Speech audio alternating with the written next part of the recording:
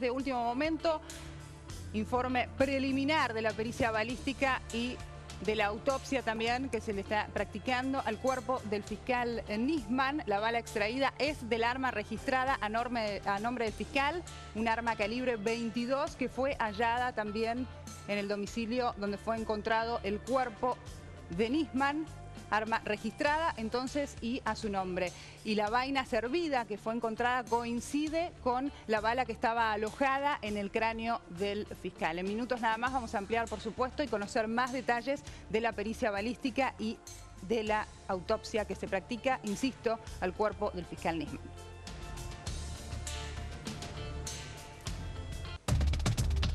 Y en instantes, el jefe de gobierno porteño, Mauricio Macri, ha convocado a una conferencia de prensa justamente en referencia de la muerte del fiscal Alberto Nisman. Estamos en vivo aguardando la llegada entonces de Mauricio Macri, que reitero, en los últimos minutos convocó a esta conferencia de prensa. En minutos, su palabra.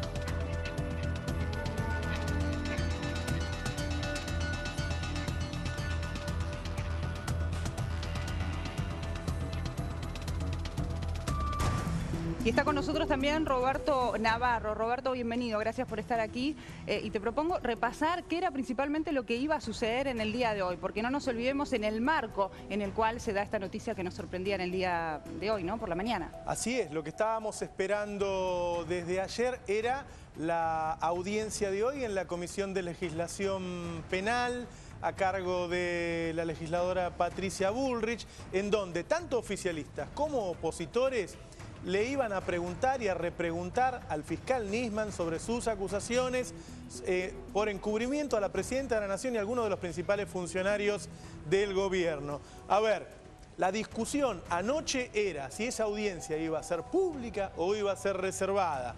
Patricia Bullrich, la titular de la comisión, quería que fuera reservada. El oficialismo quería que fuera pública. ¿Qué decían del oficialismo?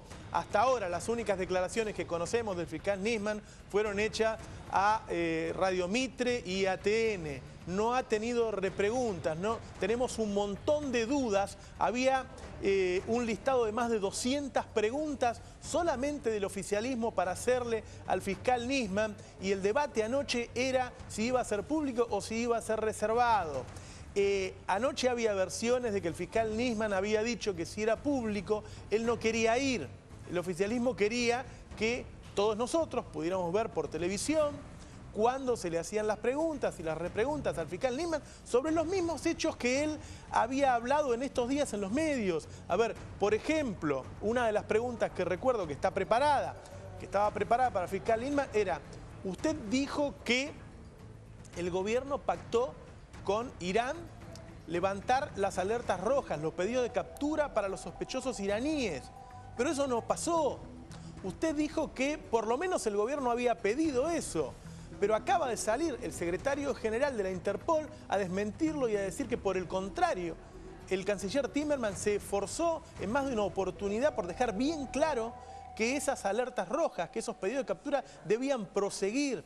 Entonces, ¿cómo es que usted hace una acusación que ya mismo fue contradicha por el secretario general, nada menos que de la Interpol? Le iban a preguntar al fiscal Nisman por qué usted dice que queremos intercambiar trigo por petróleo con los iraníes. Si Argentina, hay un montón de países a los que les compra petróleo, no necesita ese petróleo en particular, y tampoco tenemos sobrante de trigo. Es decir, un montón de acusaciones que no tenían relación. ¿O por qué tardó 2 años en hacer estas acusaciones?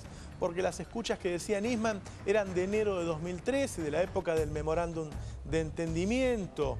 Otra pregunta es: ¿cómo puede ser que una ley, porque el memorándum de entendimiento es una ley del Estado, cómo puede ser que una ley constituya delito? Bueno, había un montón de preguntas y el gran debate de anoche era si iba a ser público, si todos íbamos a poder ver al fiscal Nisman o no. Y había versiones que decían: si es público, el fiscal Nisman no quiere ir. Tengo un dato que me parece que es muy importante para adelantar, y es que durante la mañana ha habido algunas acusaciones de algún opositor que dice: bueno, esto va a parar la denuncia del fiscal Nisman. Todo lo contrario, el juez Lijo canceló la feria y a partir de hoy se pone a trabajar en la acusación del fiscal Nisman sobre encubrimiento. Es decir, que todo lo contrario, esa causa comienza a avanzar antes de lo que iba a comenzar, que era a principios de febrero, Agustina. Claro, bien. Yo te preguntaba más temprano, Roberto, ¿quién tomaba la decisión final de si iba a ser o no televisada y si iba a ser pública? ¿Quién tenía la potestad para tomar esa decisión? Vos sabés que siempre se discuten los reglamentos del Congreso y cada uno tiene su librito y cada uno tiene su interpretación. En principio, para mí, la tiene la titular de la comisión, que en este caso era Patricia Bullrich, pero el gobierno ayer había enviado mails a los periodistas invitándolos, es decir, los periodistas iban a estar ahí. Después Patricia Bullrich podía decir, bueno, ¿entran o no entran? Claro. Pero el fiscal Nisman, que hasta ahora había hablado por teléfono, por radio, con Radio Mitre o con A Dos Voces en TN, sin duda por lo menos se iba a encontrar con los periodistas ahí que le iban a hacer alguna pregunta, alguna repregunta, ¿sí? Sí. Y el juez tenía, el fiscal Nisman, perdón, tenía algunas dificultades para explicar entredichos como estos, por ejemplo, ¿no? Bueno, ¿cómo puede ser que el pacto era levantamos las alertas rojas y el mismo secretario general de la Interpol acaba de decir que por el contrario, que el canciller Timmermans estaba muy preocupado porque las órdenes de captura siguieran en vigencia más allá del memorándum de entendimiento? ¿Y cuáles eran los argumentos que daba el fiscal en su pedido de que la audiencia fuese privada, a puertas cerradas y que no participara de la misma la prensa? ¿Qué decía él?